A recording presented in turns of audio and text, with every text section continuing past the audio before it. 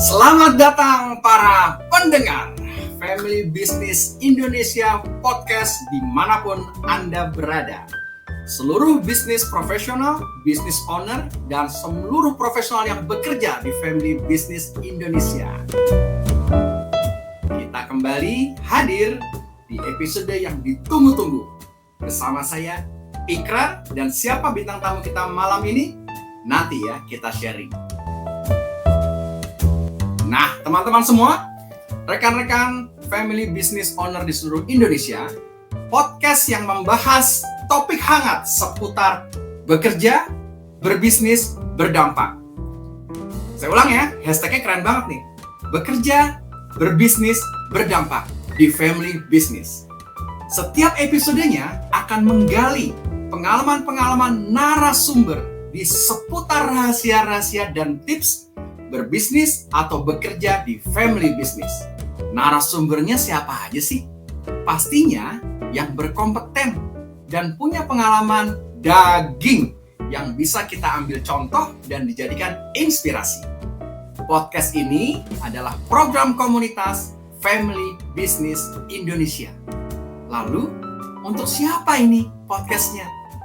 Untuk seluruh family business owner dan seluruh profesional yang bekerja di family business. Lalu tujuannya apa ya podcast kita kali ini? Tujuannya agar seluruh family business owner bisa berkembang dan berdampak lebih luas loh bisnisnya, serta profesional yang bekerja di family business bisa fulfill kerjanya serta engage di sana. Episode kali ini akan kita bahas tentang apa, teman-teman? Kita bahas tentang toxic culture, karena ini membahayakan kelangsungan hidup perusahaan tanpa disaring. Nah, rekan-rekan Family Business Indonesia, episode ini dipersembahkan oleh Themis BizPro Integrasi, perusahaan IT dengan misi menyederhanakan bisnis proses dan accounting perusahaan Anda dengan menggunakan SAP Business One dan infrastruktur IT lainnya. Themis BizPro Integrasi, your expert partner in IT, teknologi, dan bisnis proses. Nah, saya akan masuk mau mengulik. Teman-teman udah gak sabar dong ya seluruh pendengar, rekan-rekan Family Business Indonesia, siapa sih yang akan jadi pembicara di podcast episode pertama malam ini. Saya akan panggil sebuah nama yang sangat keren dan singkat saja, yaitu Dennis. Dennis, apa itu profilnya? Yuk, kita bahas sebentar biar teman-teman yang mendengarkan jadi yakin, wah, yang menyampaikan materi malam ini bukan sembarangan. Dennis memulai karirnya di bidang teknologi informasi dan sebagian besar bekerja di industri minyak dan gas. Secara progresif, peran teknis Dennis berkembang menjadi peran bisnis manajerial di berbagai perusahaan. Posisi pekerjaan yang memungkinkan Dennis terekspos saat ini ke wilayah-wilayah seperti Australia, Malaysia, Indonesia, dan Inggris. Wah, semoga rekan-rekan family business yang mendengarkan jadi tahu nih cakupan malam ini tuh luar biasa besarnya. Setelah mengenal kedua dunia tersebut, Dennis kini bekerja penuh waktu di PT Abitech Matra Indah untuk membawa layanan manajemen SDM Abitech ke cloud. Di ujung sebelum kita mulai diskusi hangat mengenai toxic culture, maka saya akan berbagi dulu mengenai the latest project yang dibawakan oleh Abitech. Portal layanan web karyawan kami atau ABI e-portal semakin matang dengan puluhan ribu karyawan, rekan-rekan. Puluhan ribu karyawan aktif loh yang bergantung padanya dalam kehidupan sehari-hari mereka. Setiap karyawan yang dikelola oleh Abitech sekarang dapat mengakses layanan di luar kehadiran reguler slip gaji, dan layanan dokumen. Wah, apa saja nih yang bisa diakses? Yaitu salah satunya adalah pencarian kerja online dan akses ke berbagai macam perusahaan melalui kerjasama rekrutmen dengan Rekruter Indonesia Bersatu, RIB. Yang nggak kalah kerennya adalah teman-teman yang lagi mendengarkan, yaitu layanan psikologis online dengan detak. Karyawan dapat mengakses tes psikologis mereka secara online untuk mempercepat proses rekrutmen, kemudian orientasi, dan menjaga kesejahteraan mental mereka dengan terapi dan latihan. Saya rasa seluruh rekan-rekan family business udah nggak sabar nih. Kok pendahuluannya sedemikian dahsyatnya ya? Belum. Tahan dulu gasnya. E-Portal menyediakan one-stop service untuk apa aja yuk? Kita masing-masing ingat dulu. Untuk payroll, absensi, online dan onboarding karyawan, serta yang terakhir yang lagi hit sekarang yaitu employee well-being. Wah, dan Abitek percaya dalam memberdayakan sumber daya manusia rekan-rekan, kita bisa menciptakan HR for Business Impact. Wow, mari rekan-rekan Family Business Indonesia, kita sambut Dennis. Halo, kabar semua? Hai Mas Ikar.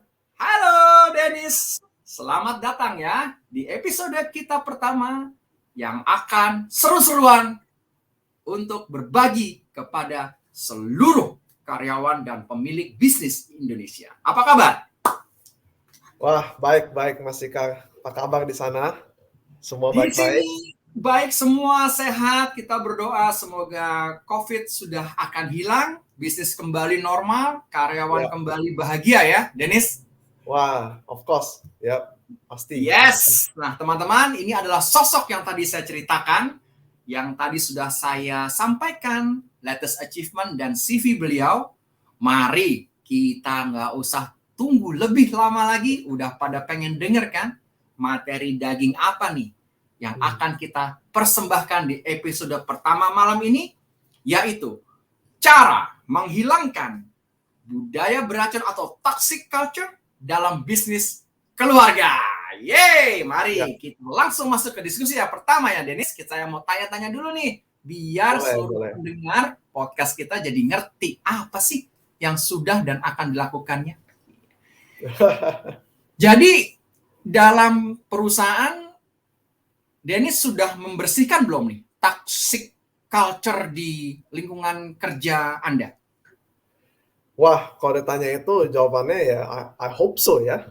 Karena kalau saya sih merasa I think we've done well ya. Jadi selama saya terakhir di Abitek ini ya secara progresif ya, kita I think sudah memaintain ya dan juga yang menghapus lah ya toxic culture ya, atau mungkin juga behavior ya, kita ngomong behavior di employee kita yang tidak menyenangkan di kantor ya. I would say sebenarnya kalau ditanyain sudah selesai atau belum, I hope it's done gitu. Cuman Mas Ikar, kalau bagi pengalaman ya, nggak bisa dalam bank langsung hilang, tidak bisa begitu. Itu semua ada prosesnya dan ada rekan-rekan pendengar sudah dengar statement dari seorang Dennis, nggak bisa bang langsung. Nah, gimana tuh caranya Dennis melakukan semua itu pada saat tahap-tahap awal toxic culture ini terjadi di lingkungan Anda? Pada tahap-tahap awalnya sebenarnya very simple gitu ya. Jadi kan saya ya berinteraksi ya dengan karyawan yang sudah ada di kantor gitu kan ya. Karena memang kan Abitek itu sudah berjalan ya kurang lebih 30 tahun ya. Dan tentu dalam perjalanan itu banyak sekali karyawan-karyawan yang sudah existing gitu loh. Nah, selama saya di situ ya tentu sehari-harinya selama berinteraksi dengan mereka ya simpelnya melihat lah ya behavior yang masing-masing mereka, cara mereka bekerja, ya itu kelihatan lama-lama itu toksiknya di mana gitu. Nah, cuman di samping itu juga saya caranya tuh adalah ya saya udah tahu nih kan kira-kira nih orang-orangnya apa aja nih, the suspect lah intinya gitu lah. Yang pertama suspect dulu gitu loh. Nah tapi kan kalau memangnya mau membasmi toxic culture itu nggak bisa main oh nih orangnya gini, I just suspect this person and then keluarin gitu ya, nggak bisa gitu loh. Nah makanya balik lagi saya ini mengarahkan ya, kita mengarahkan dulu ya. Saya dan tim, tentu manajemen tim di Abitech kita mengarahkan dulu tujuan perusahaan itu sebenarnya apa gitu loh ya.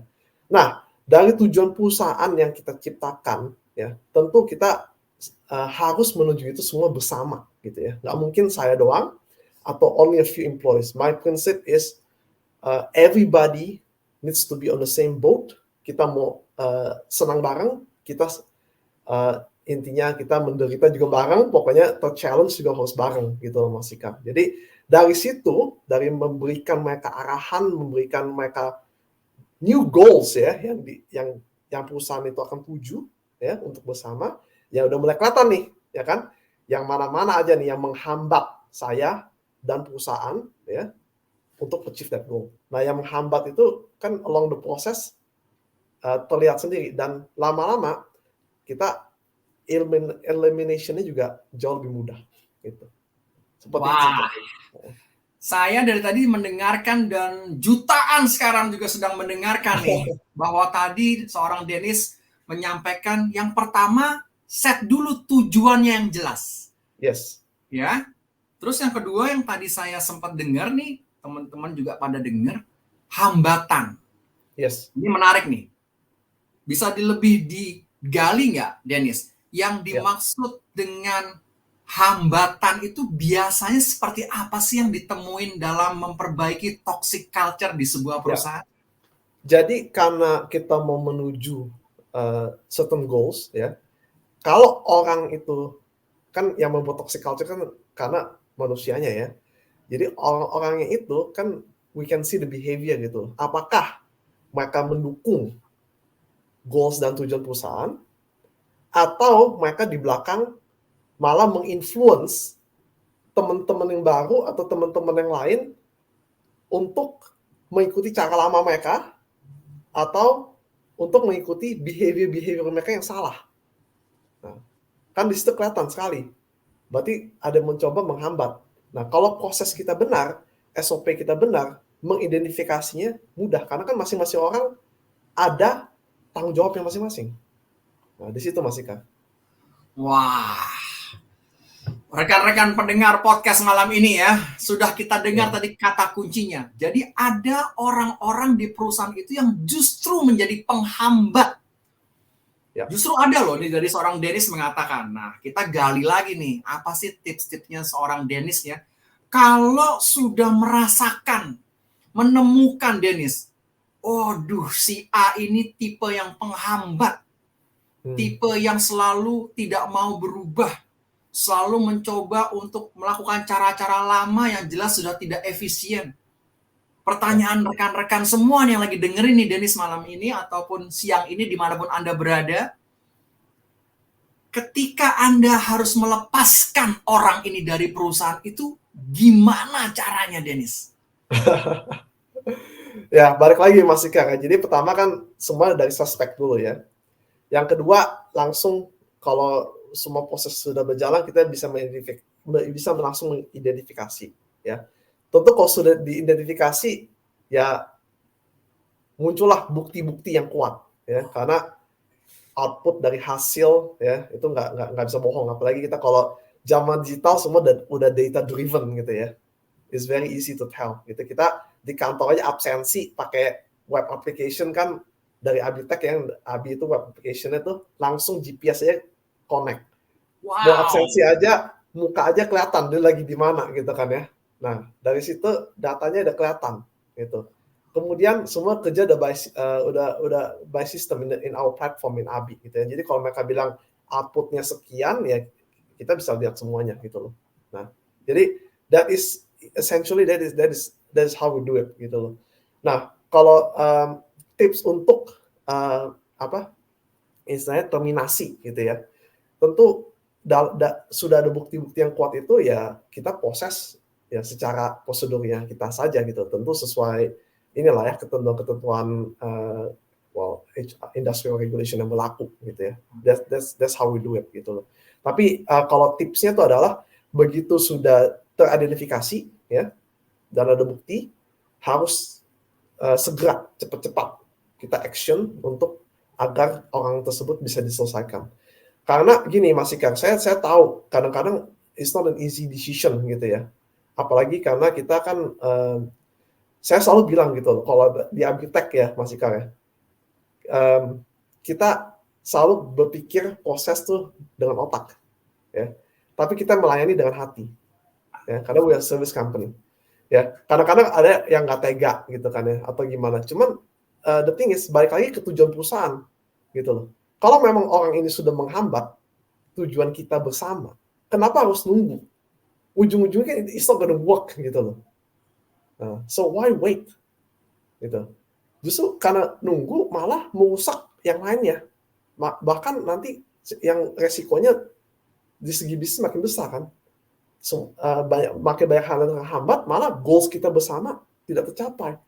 Masa gara-gara satu orang atau dua orang ini atau group of people ini malah merusak ya kesejahteraan atau perkembangan ya komunitasnya Abitek gitu loh, timnya Abitek kan nggak mau gitu. Jadi mendingan langsung aja. Jadi pendengar semua nih ya, kata kunci yang tadi saya benar-benar catat dari statementnya seorang Dennis selaku pakar selama ini dalam urusan HR pengembangan sumber daya adalah jika sudah ada suspeknya, kemudian sudah teridentifikasi, kemudian sudah ada bukti-bukti kuatnya, dan ujungnya bahwa dia akan menghambat tujuan perusahaan, maka langsung action ya Dennis? Yes, don't wait. Tuh, keren kan? Kalau semua sudah bicara data, semua sudah bicara software yang mumpuni, program yang keren. Nah, sekarang ada pertanyaan yang menggelitik sebagian besar pendengar yang saya wakili. Yaitu, seorang Dennis bisa melihat nggak atau bercerita pengalaman nggak kepada para pendengar podcast kita malam ini? Apa sih tanda-tanda karyawan itu memang toxic atau menciptakan toxic culture yang selama ini seorang Dennis rasakan dan alami? Tanda-tanda yang udah jelas tuh seperti apa Dennis? Silahkan di-share. Tanda-tanda yang jelas ya pertama tentu kita lihat dari kalau meeting gitu ya, cara mereka berinteraksi bagaimana. Gitu. Apakah menggunakan bahasa yang atau enggak istilahnya kata-kata yang tidak bagus gitu ya. Atau sering menjatuhkan yang lain. Ya. Itu juga kelihatan sekali gitu. Jadi udah gitu juga saya juga sering ngelihatnya tuh karena karyawan di Abitek tuh sebenarnya sedikit sih Mas, hanya kurang dari 50 lah tim kita sebenarnya. Jadi kalau saya ke atas kadang-kadang mereka lagi ngumpul ya kan, atau nggak lagi ngokok bareng di bawah kan, I like to walk around and see these people gitu loh. Bahkan kalau although saya mungkin kalau makan siang pun juga nggak di kantor gitu, tapi tetap aja lunchtime saya suka ke atas. Saya suka go around and see how they interact. Dari situ kelihatan sekali, ya kan? Geng mana nih kira-kira nih yang mereka bentuk? Ada geng-gengan ya? Ada. Iya, kelihatan gitu Mas Ikang. Ya saya lihatnya malah yang begitu tuh justru orang-orang lama yang pengen to secure their jobs gitu, saya lihatnya gitu. The way they secure their jobs tuh bukannya konstruktif atau membangun bersama, tapi malah memprotek gitu lah, memprotek dirinya dengan cara ya menginfluence yang lain supaya menyukai dirinya, ya kan? Atau ngejelekin orang lain, itu kelihatan sekali Mas Ika, gitu.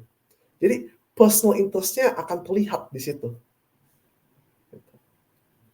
Jadi itu tanda-tanda yang sudah jelas ya dari cara orang ini dalam meeting ya, udah kelihatan ya pemilihan bahasanya. Ya kan, karena juga kalau saya sendiri bahkan by email juga kelihatan sekali how they answer people's questions, ya kan, kelihatan sekali. Iya. Wah, teman-teman pendengar ya, saya yakin semua nih langsung pada mengingat 1, 2, 3 orang ya kan di perusahaan kalian masing-masing kan. Kalau sudah mendengar seperti ini, jadi ada tanda-tanda yang jelas, yang nampak sekali. Belum, ini baru permulaan. Ini ada pertanyaan yang juga sering ditanyakan, namun jawabannya enggak juga terlalu mudah nih, Dennis. Ya. Banyak pendengar yang pengen tahu nih, pada titik mana sih Anda menyadari bahwa dia ini toksik? Saya harus merubah sesuatu. Itu pada titik di mananya. Harus bagaimana seorang pemilik bisnis atau seorang pimpinan, leader dalam sebuah perusahaan menyadari titik itu di titik mana itu yang selama ini menghantui para pembuat keputusan. Silakan Dennis. Ya tadi yang titik di mananya ya kan kayaknya tadi saya bilang kan tujuannya jelas, prosesnya ada ya, tapi malah nih orang malah menghambat kan. Nah, karena dia melakukan ya behavior dia itu yang tidak yang malah menjatuhkan gitu loh. Jadi kelihatan sekali ya titik-titik yang jelas nanti sebenarnya dia tidak mampu nih melakukan proses ini, ya kan? Makanya dia protect dirinya kan, cari alasan, cari kambing hitamnya, cari macam-macam. Ujung-ujungnya apa? Nggak produktif, ya kan? Dibandingin spending his or her time doing the right process and creating the right output, gitu ya. Tapi malah politicking kan. Jadi productivity-nya langsung menurun. Gitu. Targetnya kita harus selesaikan milestone ini dalam minggu ini, malah dia nggak selesaikan. Karena disibuk yang lain. Oke. Jadi cukup kelihatan ya bahwa di titik itulah seorang leader harus mengambil keputusan. Yaitu tadi yang tadi Denny sampaikan ya, action. Action, yes. Jadi nggak boleh ditunda karena nanti bisa menyebabkan another toxic culture bermunculan ya. Seperti itu. Betul, kasihan sama yang lain. Iya. Nah, para pendengar, rekan-rekan Family Business Indonesia, dimanapun Anda berada malam ini, sudah mulai panas ya, bahwa toxic culture itu ternyata nyata ada di tengah-tengah kita. Sekarang kita pengen mendengar sih, dari tadi kita ngomongin toxic culture atau budaya beracun. Kalau seorang Dennis, dengan kata-kata Anda sendiri, apa sih arti phrase-nya toxic culture ini in your own words yang mudah, yang dapat dipahami oleh seluruh pendengar kita? Kalau saya very simple, toxic culture itu adalah ya culture perusahaan ya yang bisa, intinya culture perusahaan yang tidak akan membuat perusahaan bertumbuh. It's a culture that makes company Anda tidak berkembang.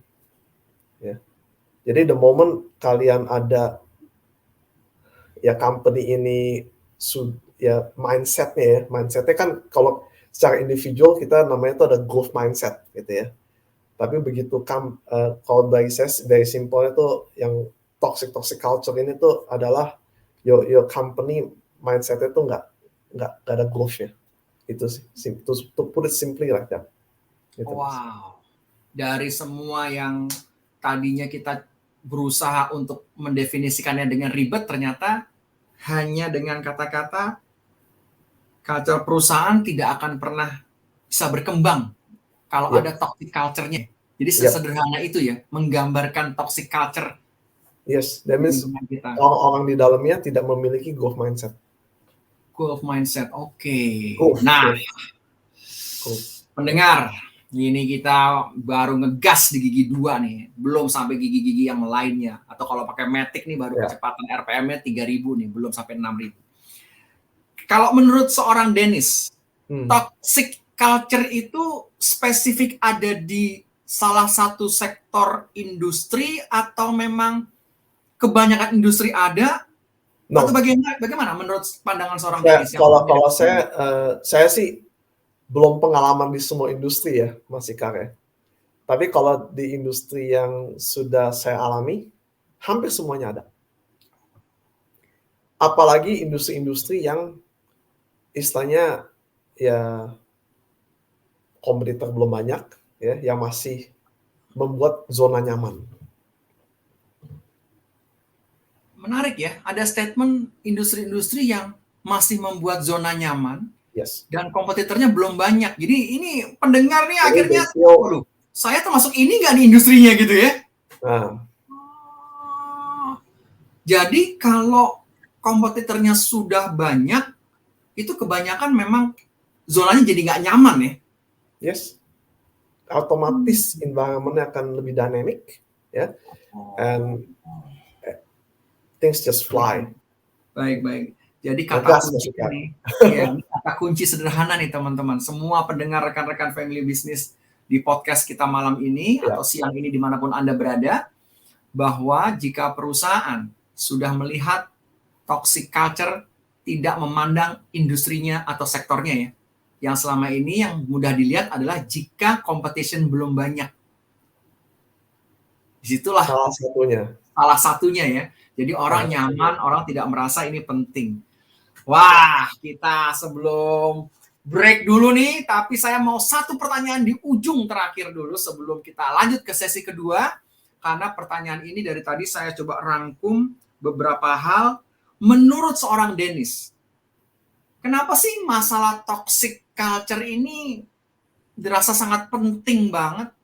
Apakah Anda tidak memiliki sesuatu yang dilakukan selain ngurusin hal-hal kecil ini? Tentu ya tadi saya bilang Mas Ikar, ya kan, hal-hal kecil ini sebenarnya kalau bagi saya ya sehari-harinya I have to look into the big picture kan. Makanya tadi saya bilang kan dari awal, pertama tujuannya apa dulu, that's the big picture gitu. Nah, tentu to achieve that we need the right people in our team gitu kan ya. Ujung-ujungnya justru kenapa toxic culture ini penting karena selama kita menjalankan proses ya untuk to achieve that goal, kan saya bilang tadi, orang-orang ini otomatis terlihat, walaupun saya nggak langsung tegur ya, tapi lama-lama terlihat karena mereka kok jadi mereka yang menghambat gitu kan. Nah, kan kelihatan sekali gitu loh Mas Ika, karena alurnya udah jelas, goalnya yang mau dicapai sudah jelas, tapi we can see that yang orang-orang ini tidak performing, malah mereka merusak banyak hal karena kan we work as a team kan. Nah, kalau satu tim member ngerusak ya yang lainnya, pasti chaos juga gitu loh. Nah, kan kita bisa identifikasi dari situ. Jadi bukan sengaja diplototin, diliatin nih, satu-satu bukan begitu, Mas. Karena kita ada goal-nya kan. Oke, jadi kata kuncinya adalah ini bukan serta-merta hal-hal yang kita anggap kecil, namun secara keseluruhan toxic culture benar-benar bisa membuat perusahaan Anda tidak berkembang. Yes. Ini Dennis ya. Yes. Kita break dulu nih sebelum masuk ke sesi kedua dengan gas RPM di atas 5.000. Nah, seluruh pendengar, teman-teman, rekan-rekan family bisnis yang mendengarkan podcast ini, kalau menuju akhir bulan ya, biasanya tim HR itu lagi sibuk-sibuknya kan ngurusin payroll. Betul nggak? Bener deh. Coba deh kalau ada akhir bulan, teman-teman ketok-ketok tim HR payroll pasti ntar dulu, gue sibuk. Kalau masih manual, wajar mereka sibuk dan hektik kalau masih manual. Lalu kalau sudah pakai software dan masih hektik, menurut rekan-rekan pendengar wajar nggak? Bener juga ya Mas Ikrar ya. Di kantor saya udah pakai software, tapi kayaknya kok masih juga mereka itu selalu banget sibuk di akhir bulan. Jika Anda seorang family business owner, atau nih para pendengar sekarang adalah seorang practitioner ya, yang sedang mendengarkan podcast ini, wah saya memang sedang bekerja Mas Ikrar di family business, atau saya adalah ownernya, yang tiap bulan selalu terjebak dengan 3 hal utama. 3 hal nih, saya kasih dulu 3 hal ya. Jadi teman-teman bisa lihat 3 hal ini benar nggak nih. Yang pertama, kenapa tim saya atau manajer yang bertanggung jawab terhadap payroll selalu ngecek ulang hasil perhitungan software yang sudah dipakai. Jadi sudah pakai software, tapi hasilnya di double check. Wah, jangan-jangan ini masuk bener nih ke seluruh ranah bisnis teman-teman nih. Terus yang kedua, cek deh, apakah mereka tuh hitung manual karena softwarenya nggak bisa di-customize. Waduh, kok software sudah mahal-mahal, capek-capek, nginstall, tapi kok tetap nggak bisa di-customize? Masih ada hitung manualnya. Atau yang ketiga yang paling sering nih. Sibuk trainingin HR baru, HR staff baru, biar lancar pakai softwarenya. Waduh, pendengar, rekan-rekan Family Business Indonesia, jika 3 hal ini terjadi di bisnis Anda saat ini, sekarang saat yang tepat untuk beralih ke payroll service-nya Abitek. Anda tinggal terima beres. Siapa sih sekarang yang nggak mau terima beres? Namanya juga terima beres. Jadi yang 3 tadi itu sebetulnya nggak perlu dilakukan agar Anda bisa kembali ke core business. Konsultannya Abitek, seluruh pendengar, rekan-rekan Family Business Indonesia, akan melakukan keseluruhan proses payroll secara akurat yang pertama, on time yang kedua, dan yang ketiga harus compliance. Jadi ada 3 kata kunci nih teman-teman. Kalau teman-teman mulai berkonsultasi dengan konsultan Abitek, yang pertama adalah akurat, on time, dan compliance untuk urusan seluruh proses payroll. Mau customize komponen payroll juga nggak masalah. Mosok nggak bisa di-customize? Nanti hilang lagi penyakitnya. Hitung ulang, manual. Dan yang paling keren, mau ngelihat data-data 1, 2, 3, 4, 5 tahun ke belakang, juga bisa. Wah, banyak bisanya ya. Banyak bisanya. Sekarang, pendengar, rekan-rekan, family business yang sedang tune in di podcast kita, saatnya membangun dan fokus kepada family business atau core business family Anda. Percayakan payroll-nya ke Abitek. Seperti ratusan perusahaan lain yang sudah mengalaminya.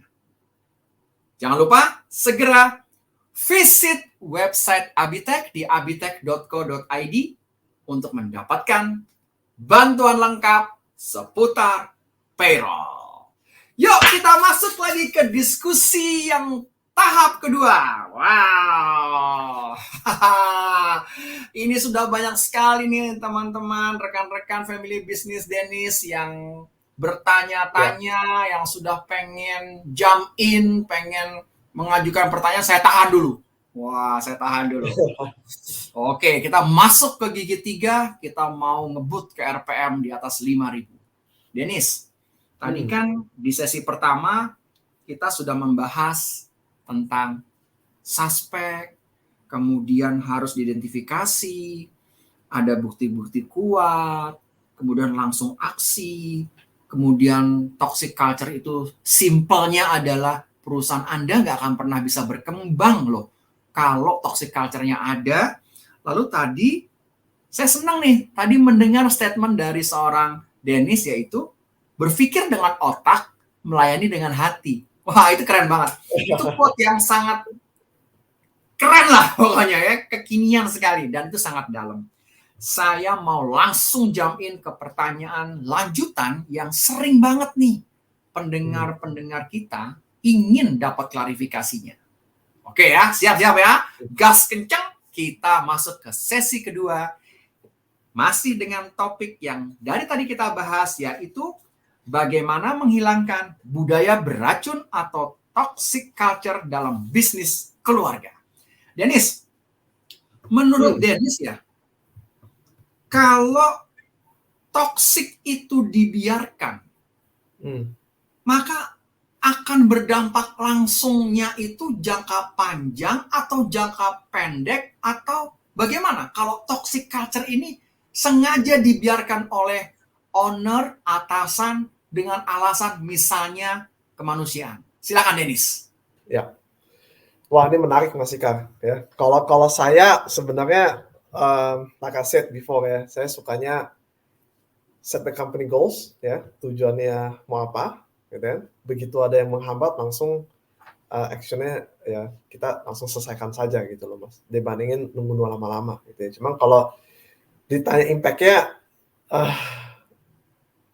saya nggak ada pengalaman untuk say ini akan impact-nya akan 10 tahun ke depan atau mungkin 5 tahun ke depan, I don't know because I never experience it. Karena saya the way I do it is ya itu tadi, begitu ada bukti, teridentifikasi langsung cepet cut gitu loh. Cuma kalau nanya ini ya, feeling saya nih ya, sebenarnya toxic culture di perusahaan itu ya, yang udah pasti Mas Ika, itu build up-nya tidak tidak sebentar. Pasti yang namanya toxic culture itu nggak mungkin dalam 1 hari atau 2 hari, nggak mungkin. Pasti sudah molded gitu loh. Istilahnya, ya tadi saya bilang kan, kalau dari pengalaman saya, mostly orang-orang yang sudah lama di perusahaan itu malah. Jadi you can see that toxic culture is not built dari waktu yang sebentar, tapi memang sudah lama di situ. Ya. Dan untuk impact-nya, itu sebenarnya tergantung jelihnya. Orang tuh melihatnya seberapa cepat gitu loh. Kalau misalnya sudah impact-nya sampai, kan tentu setiap annual kita kan ada review performance gitu kan ya. Kalau udah impact-nya sampai situ, ya mungkin itu udah alarm bell-nya udah bunyi kemana-mana tuh. Gitu kan. Yeah, so maybe that's the case. Tapi in my opinion, ya, saya nggak bisa jelasin dark impact-nya sampai mana, ya. Tapi kalau dari opini, kalau boleh saya berbagi opini, yang namanya toxic culture itu tidak dibentuk dalam waktu sebentar. Gitu.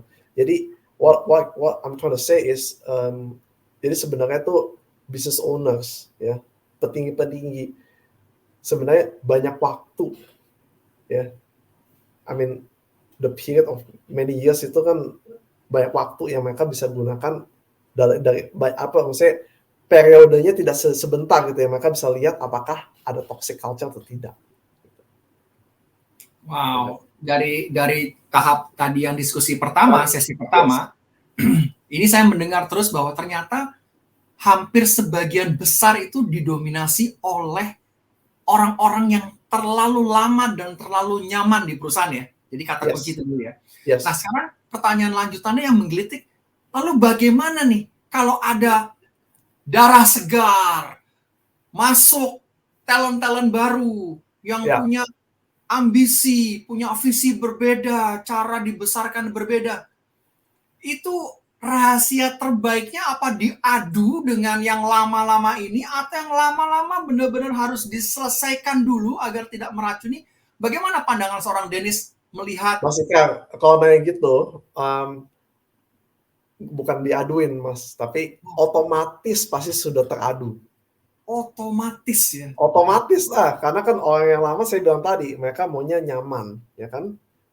I've been working here for so many years. Ini adalah penghasilan saya, dia mau protect dirinya. Begitu orang masuk, ya tentu mereka jadi konflik kan, beradu pasti gitu. Nah, makanya ini again ya Mas Ika, kalau saya orangnya nggak begitu ahli, saya masih dalam tahap belajar juga, karena ini is about leadership, gitu loh.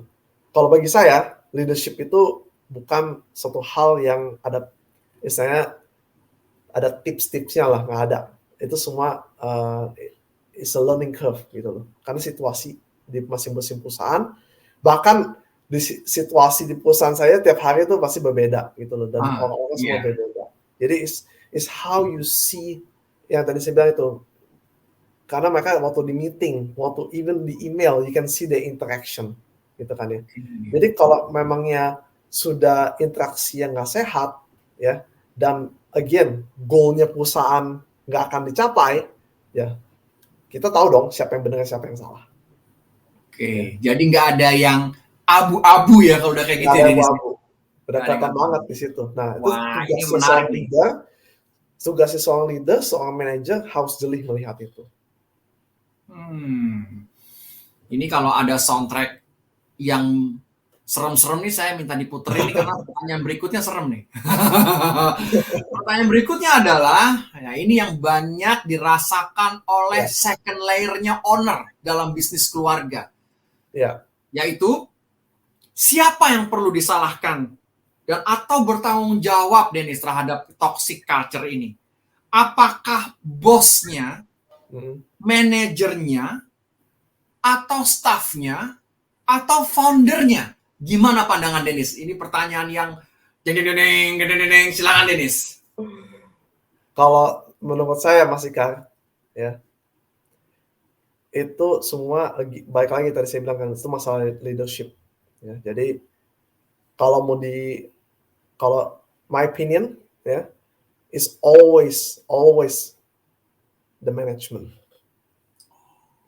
Always the management, ya. Tentu kalau kita ngomong manajemen itu termasuk ya ownernya, kalau ownernya masih jadi managing director kayak saya nih, ya kan? Saya masih posisi direktur kan, berarti I am responsible for any toxic culture in the company. Mau itu pun mungkin OB saya yang bikin toxic culture, tapi ultimately saya yang responsible juga untuk itu. Jadi it starts from the top, yang responsible untuk toxic culture ini. This is my opinion. Although yang create kan di bawah gitu kan, cuman siapa nih yang tanggung jawab? Is always the leaders and ultimately top management. Karena ini saya selalu believe in this saying Mas Ika.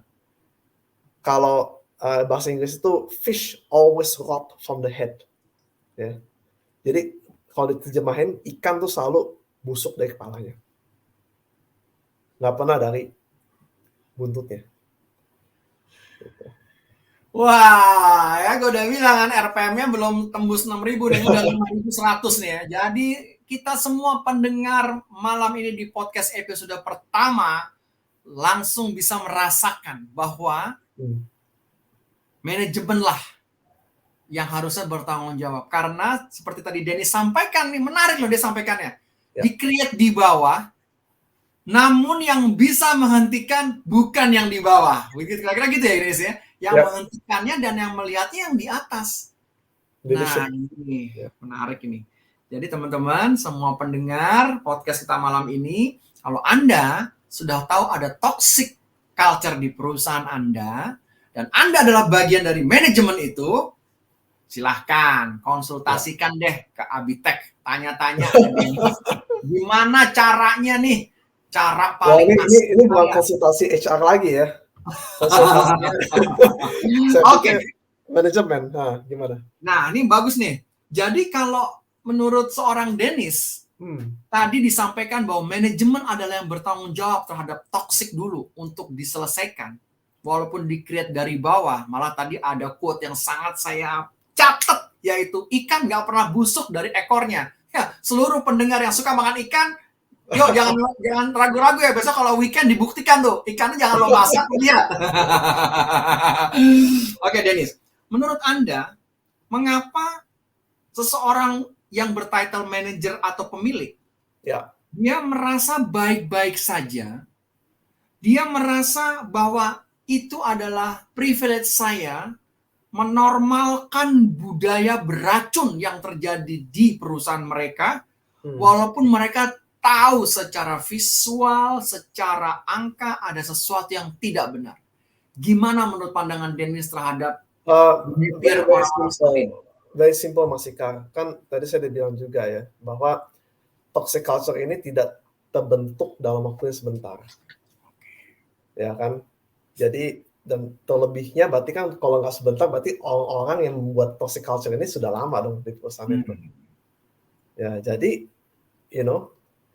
kalau sudah bertahun-tahun, memang udah sekian lama begitu, ya oke, you want to try to change it, kasih kesempatan, ya 1-2 kali mungkin fine gitu, tapi how long do you want to wait? Gitu loh. apakah mau kasih kesempatan terus, lama-lama berlarut-larut terus. Lebih lama lagi mereka stay, akan impact-nya lebih costly lagi ke perusahaan, gitu. Jadi, to me, memang kalau if you don't feel right, sudah teridentifikasi, ya action-nya harus cepat.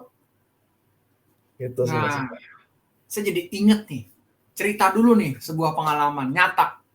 Iya. Pernah ada di beberapa perusahaan malah ngomongnya gini, Dennis. Udah, nggak apa-apa, perusahaan masih untung. Gimana, Dennis, dengan statement ini? Jadi udah jelas-jelas ada toxic culture, toxic people, toxic geng-gengan, udah jelas. Tapi bottom line-nya masih untung. Itu gimana, Dennis? Itu apakah Wah, pembenaran? kalau statement itu berarti dia sudah kalau orang yang sudah, apalagi kalau business owner ya, udah ngomong begitu ya, berarti business owner sendiri menghambat seluruh orang di perusahaan itu berarti. Karena that means yang penting saya ada untung, ya, tentu mungkin target tercapai, I don't care about anything else. Itu nggak bisa begitu, Mas Ika. Berarti kan kalau begitu memang, kan saya dibilang, selalu dari top management ya kan, kalau apalagi kalau top management udah ngomong begitu, yang penting untung aja deh, yang penting masih untung, masih sehat gitu ya. That means, ya kamu sendiri sudah menghambat, you putting a cap on your growth. Padahal kalau you fix all this up, ya, fix the processes and fix all the people, ya, potensinya bisa lebih kan. Wah, iya, benar. Jadi rekan-rekan seluruh pendengar podcast kita malam ini, pertanyaan tadi valid kan? Dan memang di beberapa perusahaan terjadi juga. Ya nggak apa-apa deh, yang penting masih untung. Nah, ini ada pertanyaan yang akan menyentuh RPM tinggi juga nih. Pertanyaannya gini, kalau menurut Dennis ya, jika bosnya beracun atau manajemennya beracun, maka bawahan itu harusnya mengikuti atau menentang, atau bagaimana menurut seorang pandangan Dennis jika bawahan sendiri merasa kok ada bawahan-bawahan lain yang toksik, tapi dia merupakan misalnya bagian dari keluarga atasan, atau dia bagian dari orang bawaan. Jadi gimana tuh siklusnya kalau menurut seorang Dennis? Silakan Dennis. Oke, itu balik lagi ke culture perusahaan, ya. Sebenarnya gini Mas Ika, saya tahu lah banyak perusahaan, apalagi perusahaan keluarga juga banyak yang awam titipan, ya kan. Saya aja, ini omong kasarnya, saya tahu lah ya beberapa perusahaan tuh ada titipan orang dari klien juga, ada yang gitu-gitu lah. Nah itu makanya, again, is what do you want gitu loh. Jadi kalau itu semua tuh it comes under one word sih sebenarnya, professionalism-nya gitu loh Mas Ika. Apakah Anda mau dikenal sebagai perusahaan yang nyaman, ya, perusahaan yang ceritanya I don't know, ya pokoknya yang penting data-data aja, atau you wanna be a high performing company yang bersikapnya profesional, gitu ya. Professionalism meaning ya culture-nya yang produktif, ya kan, menuju everybody heading towards the same goal. Dan ya kalau professional meaning ya you're not afraid of opini-opini juga dari karyawan. Kalau misalnya karyawan zaman sekarang I mean people semua ya, apalagi anak-anak muda tuh education wise, semua experience wise, semua skill setnya lebih tinggi Mas Ika gitu loh. Jadi tentu mereka ada opini masing-masing gitu loh.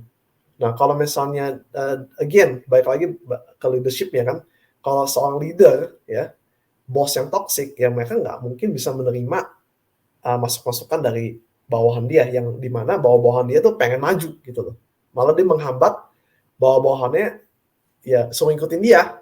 Kalau ngikutin dia jadi nggak maju kan, sih. Jadi it's not only menghambat performance perusahaan, tapi juga menghambat perkembangan individu yang kamu pimpin gitu. Nah itu kan membahayakan di situ. Oke. Namun dilema juga ya, kalau dalam kondisi seperti sekarang ini, artinya karyawan juga dihadapkan pada kebutuhan pribadinya, apakah dia akan menjadi orang yang anti mainstream, atau kalau anti mainstream nanti berimbas lagi-lagi Ya. dilema yang dirasakan oleh bawahan jika kita punya bawahan yang memang kreatif, inovatif, dia Ya. follow through, terus dia, aduh, kalau gue hantam nih, Ya. ujungnya gimana nih ntar gue? Bisa-bisa periuk nasi hilang. Ya, itu gimana tuh melihat fenomena di zaman sekarang ini nih, Dennis, dengan adanya pandemi, dengan adanya disruption seperti ini, apakah ikut aja deh atau bagaimana seharusnya kadang-kadang karyawan ini harus bersikap terhadap manajemen yang toksik? Ya. Jadi balik lagi ya, kalau speaking about employees, saya juga pernah jadi karyawan gitu kan ya. Kalau saya bicara sebagai karyawan, Mas Ikar, jujur aja Mas Ikar, zaman sekarang pilihan banyak. So you have to look at the companies, you have to look at sebenarnya gini loh, kayak contohnya very simple gitu ya. Sebenarnya kalau kalian ini bicara HR ya, karena saya di HR gitu ya. Jadi kalau kalian diterima di perusahaan probation ya, probation itu sebenarnya bukan perusahaan yang bukan penilaian satu arah. Anda juga bisa menilai apakah saya cocok nggak di perusahaan ini, ya kan? Jadi bukan ada perusahaan yang menilai performance Anda, tapi Anda sebagai karyawan tuh juga bisa menilai perusahaan itu cocok nggak. Kalau nggak cocok ya silakan, you can just switch jobs dibandingin coba-coba di yang penting nyaman, aman, ya kan, nggak mau disappoint orang, jangan begitu lah. Karena kalau saya sebagai karyawan, pilihan banyak. So you just have to find your right place. Oke, jadi teman-teman dan rekan-rekan pendengar Family Business yang sekarang sedang menikmati podcast kami, seorang Dennis sudah menyatakan statementnya yang juga terkandung nilai-nilai kebenaran bahwa yuk choices banyak kok, gitu ya, choices banyak, betul-betul. Nah, jadi kalau saya lihat nih ya, kalau seorang Dennis sekarang, apa sih solusi terbaiknya untuk memerangi budaya beracun atau toxic culture ini bagi pemilik bisnis keluarga, manajemen, atau profesionalnya? Gimana tuh? Solusi terbaiknya tuh menurut kacamata Dennis itu selama ini pengalamannya gimana sih? Selain tadi? Kalau dari pengalaman saya, Mas Ikar ya, saya tuh selalu dari awal nih ya, sejak saya masuk, saya fokus tuh pertama tentu goals-nya ya, yang tadi udah diceritakan soal ABI segala gitu. Cuman di samping itu mau membangun culture-nya itu seperti apa gitu loh. Ya, itu penting solusinya. Jadi solusinya adalah how you want to build your culture gitu loh. Apakah mau stuck yang tradisional zaman dulu punya gitu, kayak misalnya semuanya keluarga, semuanya teman gitu kan, nggak ini itu nggak habis ya Mas Ika. Kalau you mau bagi-bagi, maksudnya berbagi ilmu boleh lah ya kan, atau enggak, tapi kalau mau istilahnya orang disuapin terus tuh, spoon feed kalau bahasa saya ya, di spoon feed terus nggak ada habisnya Mas Ika. Jadi pertama kalau buat saya solusinya ya, culture dari mindset, be professional, itu number one ya. Yang kedua itu saya juga ngelihat tuh ya perusahaan kalau sudah punya professional culture, cobalah membangun nilai-nilai yang baik bagi semuanya di perusahaan supaya performance-nya bisa meet the goals gitu loh. Contoh ya, instead of creating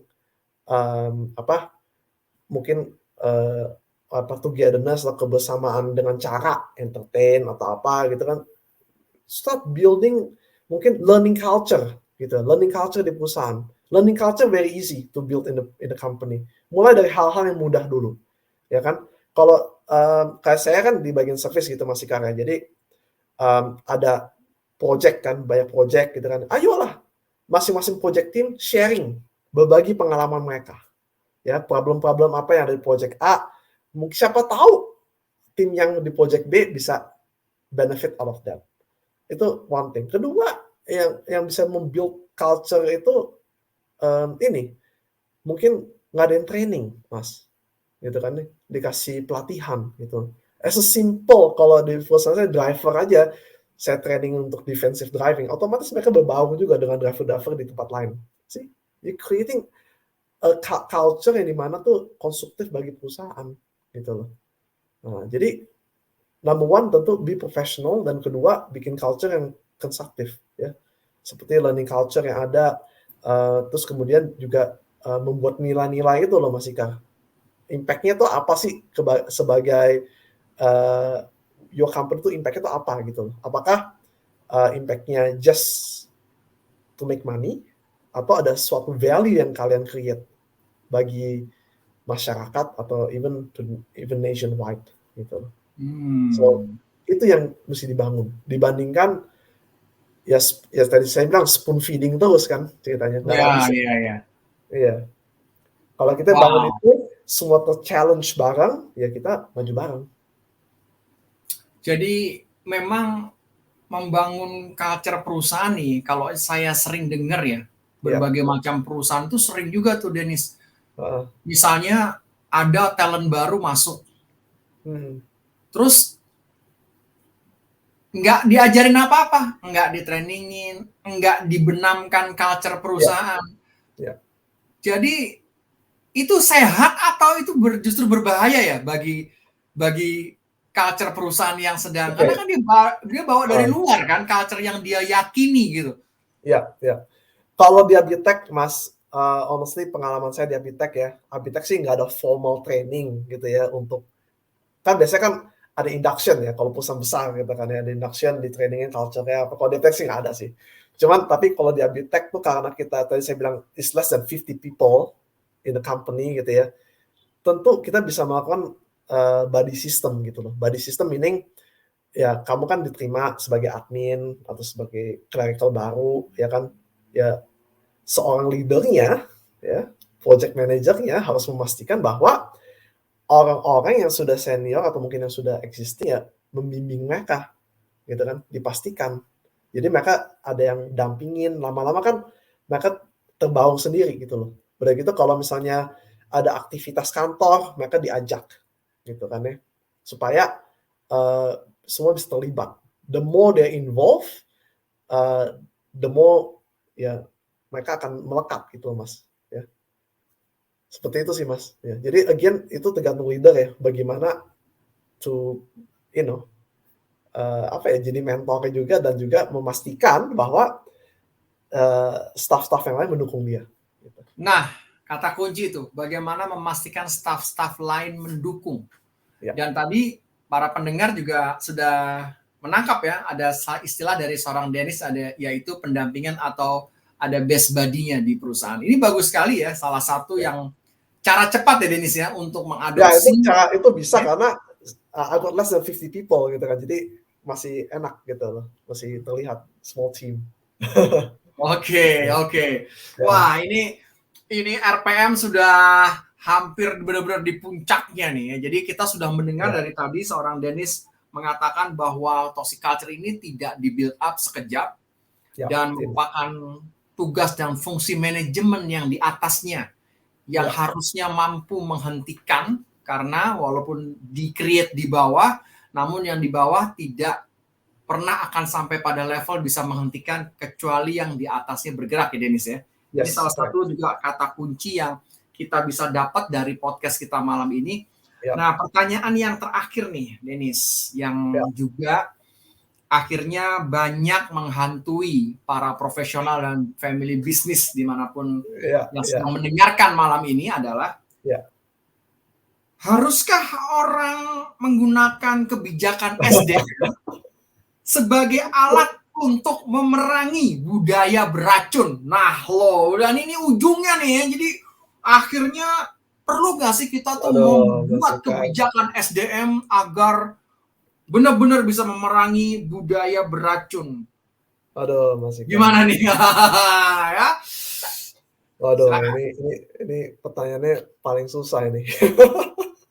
Karena saya sendiri di bidang HR, Mas. Jadi ini kalau ngomong singkatnya, Mas ya, HR policy penting gitu ya. Dan tentu ini karena kan Abitek juga ini ya, kita juga bisa membuat peraturan perusahaan ya, kita consulting juga ada consulting service gitu ya untuk membentuk peraturan perusahaan, HR policy dan HR processes ya, tapi bukan strategi ya, processes ya, supaya semuanya teratur ya, SOP-nya semua jalan sesuai undang-undang gitu ya. Apitech menyediakan service. Jadi saya sering lihat lah ini HR policy yang macam-macam gitu ya. This is why HR itu paling salah satu kalau pengalaman saya Mas ya, di luar negeri juga pun ya, HR department itu salah satu departemen yang dibenci sama karyawan Mas. Serius saya. Iya. It's so the exact reason. Karena kalau udah masuk ke HR policy itu udah saklek intinya. Ya di bukunya kan begini, toxic culture udah pasti jelas di situ banyak semua yang ada di situ udah, ya kan, mencemarkan nama baik atau apa banyak lah di situ, ya kan. Those behavior kan diterain satu-satu tuh Mas, di pasal-pasalnya kan ada, ya kan. Ya tentu kalau udah masuk ke HR department gampang, saya sebagai HR manager tinggal ambil pasal udah tinggal SP aja gitu kan ya. Jadi kalau ditanya efektif atau tidak ya HR policy pasti efektif gitu loh. Cuman sekarang yang mesti ditanyakan adalah berarti kalau Anda ini kalau di luar HR ya, kalau in terms of me as an HR karena Abitech juga di HR ya, saya setuju itu pasti efektif gitu ya. Cuman kalau saya sebagai CEO atau director di company, saya juga bertanya gitu loh. So that means untuk nge-fight toxic culture tuh apakah senjatanya HR policy gitu kan? Nah, itu yang selalu saya tanyakan gitu. Berarti kalau sudah menggunakan HR policy, berarti kan toxic culture kan sudah terjadi duluan gitu kan? Berarti memang sudah ada. Gitu wow, loh. Ini kata kuncinya nih. Berarti kalau pakai HR policy udah terjadi duluan tuh toxic culture-nya. Menarik. Ya kan? Berarti it's a reactive approach. Oke. Dan saya believe that di perusahaan ini zaman sekarang tuh kita harus proaktif karena kayak in terms of even saya ingat sekali masih kan sebelum pandemi pun ya, kemarin kan Abitech is an ISO certified company ya. Kita hold actually two ISO certification ya. Dan yang paling common ya orang tahu quality management gitu ya. Bahkan waktu itu jauh sebelum pandemi, I think 2017, 2018, I can't remember ya. Saya dipanggil khusus untuk training masalah resilience ya, organization resilience karena mereka tuh expert di industri expert di ISO certification committee-nya tuh mereka merasa dunia tuh makin nggak pasti Mas, gitu, makin dynamic dan situasi tuh makin nggak pasti dan puncaknya ini COVID ini sudah terbukti kan, ada pandemi, kalau you're not resilient in terms of your processes, in terms of bubar ya, itu bubar, kebanyakan bubar nyatanya gitu kan. Jadi fighting toxic culture kalau menurut saya kalau memang menggunakan HR policy, that's being reactive. Gitu. Just you have to be proactive. Yeah, not using the policy as a tool. The policy is there dan HR policy itu, Mas, let's be honest lah, come on. HR policy seberapa sering sih diupdate? Sedangkan orang kan berubahnya cepat. Iya, valid. Iya. Oke. Teman-teman, nggak terasa ya, rekan-rekan Family Business Indonesia, kita sudah 1 jam lebih loh ngobrolin di 2 sesi loh ini. Ini luar biasa insight-insight dari seorang Dennis. Sebelum Dennis menyiapkan final closing statement, saya wrap up sedikit ya, apa-apa yang sudah kita bicarakan malam ini dengan berbagai pertanyaan-pertanyaan, dari mulai pertanyaan yang mudah sampai yang membakar adrenalin. Tadi seorang Dennis di sesi-sesi awal, beliau menyampaikan bahwa toxic culture itu mudah diidentifikasikan asal Anda memakai tools yang tepat. Karena orang bisa langsung dilihat dari suspeknya, kemudian nanti ada data-data yang mendukungnya, sehingga Anda bisa ambil action secara cepat. Kemudian yang juga tadi digarisbawahi oleh seorang Dennis adalah harus jelas nih tujuan perusahaan di awal. Dan yang paling keren di sesi kedua tadi, seorang Dennis mengatakan, bagaimana perusahaan mau membangun culture-nya. Itu juga harus dipikirkan oleh para founder dan oleh para tim manajemen. Dennis, ini keren banget. Sesi pertama ini kalau kita teruskan bisa 10 hari 5 malam. Nah, sebelum itu kita mau berterima kasih sama Dennis. Namun, boleh dong disampaikan your powerful closing statement kepada seluruh pendengar episode pertama podcast Family Business di Indonesia. Silakan Dennis. Ya, kalau bagi teman-teman gitu ya, tadi kita diskusi sudah lama ya, tapi bagi saya sih very simple gitu untuk closing statement ataupun conclusion-nya, toxic culture kalau bagi saya ya dimanapun orang bekerja pasti nggak nyaman lah environment seperti itu. Jadi I think it's up to us ya sebagai business owner ya, apalagi sebagai petinggi di perusahaan ya, untuk segera mengidentifikasi kalau ada yang begitu ya. Tadi kan kita jelas ya, udah berdiskusi lah cara identifikasi bagaimana dari proses, dari tujuan perusahaan untuk kelihatan semua. Jadi kalau sudah terlihat ya ada people atau group of people yang sudah menghambat ya untuk growth-nya perusahaan, perkembangan perusahaan, harus segera kita action. Gitu. Jangan tunggu lama-lama. Itu sih Mas Ika. Terima kasih sekali lagi seorang Dennis yang merupakan Managing Director dari PT Abitech. Keren banget. Malam ini kita sudah mendengarkan sama-sama podcast episode pertama dari Family Business Indonesia dengan materi yang benar-benar valid, yaitu cara menghilangkan budaya beracun atau toxic culture dalam bisnis keluarga. Nah, seluruh pendengar, rekan-rekan dari Family Business Indonesia, jangan lupa ya, bagikan podcast ini ke seluruh rekan-rekan yang Anda kenal, yang Anda ingin bantu, yang Anda dari tadi sudah merasakan manfaatnya bahwa something has to be done. Dan jangan lupa, subscribe di LinkedIn Family Business Indonesia. Kenapa harus subscribe? Karena acara-acara lainnya sungguh menanti untuk Anda nikmati. Dan jangan lupa layanan podcast streaming favorit Anda.